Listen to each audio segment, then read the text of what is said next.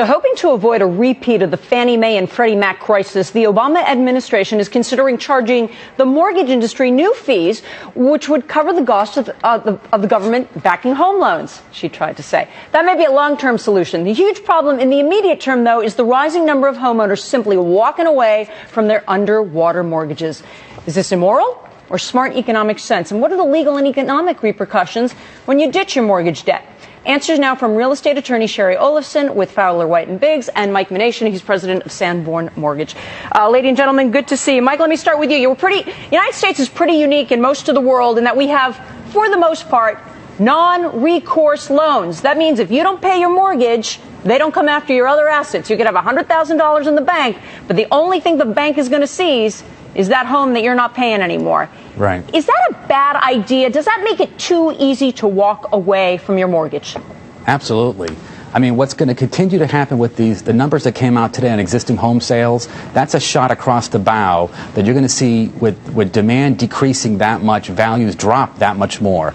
And more people are going to walk away. And what's happening now, there's 1 in 4 foreclosures are strategic defaults, meaning someone's walking away that has the wherewithal to pay it, but saying, you know what, I'm not going to bother. It's not worth it. I'm walking away. And that's going to make not only other neighbors and neighborhoods and towns and cities, values continue to decline. Shari, how do you respond to that? And isn't there also the counter-argument that when you have mostly non-recourse loans like we do in the United States, you have a far more robust housing market in general because the banks absorb the risk of buying a house rather than the homeowner?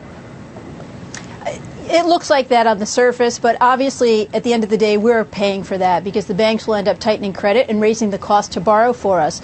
You know, these strategic defaulters are after two things. They're after someone to pay their obligation, in other words, someone to repay the money that they borrowed. And then, of course, they're after the ability to stay in their home for as long as they can without having to pay.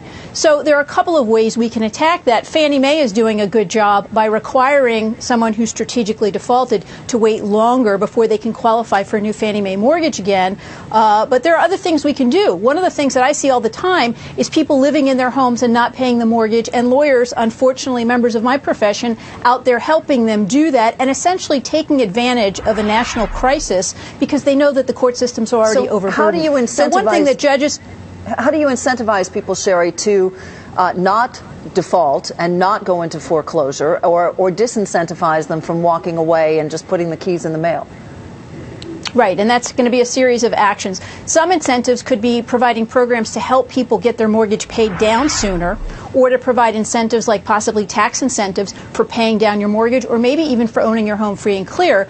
Judges, for example, might be able to require homeowners to escrow their mortgage payments while they're fighting that foreclosure, so you eliminate that incentive of being able to live for free. Mm-hmm. Or if it's an income property, requiring them to put the rent in a lockbox account so that they're not just taking that rent and walking away with it. Mike, why don't you react to what Shari just proposed, but more sort of basically, why don't banks and lenders insist that the loans become recourse loans? Why in not some do that? states, it is. You can go after the other assets, and often it doesn't happen. In some states, you can't. That's where you're finding the foreclosures at the highest level because there is no recourse. But I think there needs to be that. Second of all, I mean, what's going to continue? You'll continue to see. It's a spiraling effect. If we don't stop it now, it's just going to get that much worse. And if they can pay it and they've signed the note, they should pay it. But you know what, Fannie's Mike? making it tougher. Businesses do that all the time. Real estate developers do it all the time. They buy a property, it's no longer worth what they originally paid for it, and they go to the bank and they say, let's sit down, you know you're not getting the whole thing, and let's figure something out. But we put this moral imposition on homeowners, but it doesn't occur in business. Why should it occur in homeownership? Well, maybe if we take the moral thing out, what Fannie's doing about loans in the future, they're making it tougher to get a loan in the future. Credit scores should be hit harder because of this, and there will be more. We should almost create a stigma to this, which it's not there anymore. But there's going to be a cost, right, guys? I mean, if we do all of those things, that means that you have less turnover in homes. I mean, if you want to increase buying and selling of homes, which is what everybody wants, all that we're talking about right now is actually making it more difficult in the end. So But in the longer term, do you end up with a Exactly. Yes, That's the question. There's no question it's a balancing act. But at the end of the day, this is going to cost us more anyway. And with the new numbers that came out today, we've got 12 and a half months of inventory, another 7 million properties in shadow inventory that will probably sell for about 27% under market. And there's going to be a growing number of negative equity people. So we need to address this now. Thank you all. Thanks. You know, Michelle goes looking longer term versus shorter term, term, I think. All right, when we come back.